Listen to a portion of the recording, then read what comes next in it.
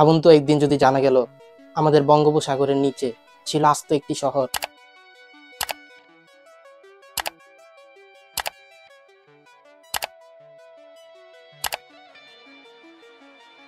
যেখানে ছিল ঘরবাড়ি, রাস্তাঘাট, লোকালয়, এমনকি একটি শহরে যা কিছু থাকার কথা তার সবকিছুই, যেটি কিনা ছিল হাজার বছর আগে মানুষের বসবাসের একটি কেন্দ্র, আজ সেটি লুকিয়ে পড়েছে অন্ধকার জলের নিচে। বাংলার দক্ষিণ উপকূলে ছিল অনেক আগে একটি সমৃদ্ধ নগর, লোককথা যেটিকে বলা হতো সোনার নগর। দিনের সূর্যের আলোয় এটি ঝলমল করতো সোনার মতো।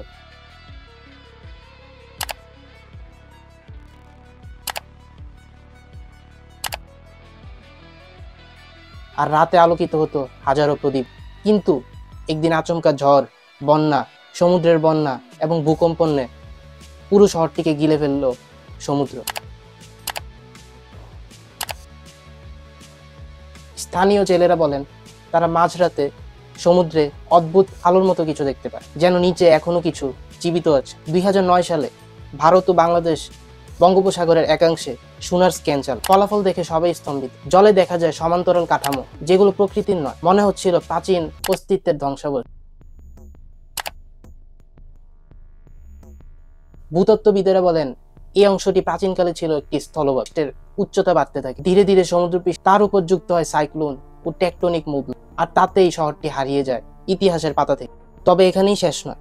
2021 সালে কিছু ডুবুরি স্থানীয় মৎস্যজীবীদের নিয়ে গাইড নিয়ে বের হন। তারা বলেন নিচে তারা পেয়েছেন পাথরের দেয়াল আর প্রাচীন ভাঙা মূর্তি। কিছু কিছু স্থানে পানির নিচে পাওয়া গেছে মানুষের পুরা মাটির টালি, যা কিনা মানুষেরই তৈরি। প্রশ্ন হলো এই নগরীটি কার ছিল, কত বছর আগে নির্মিত হয়েছিল এবং কেনই বা এটি হারিয়ে গেল? কেউ বলে এটি প্রাকৃতিক দুর্যোগ, সুনামির মতো কিছু একটার ফলে এই শহরটি হারিয়ে গিয়েছে।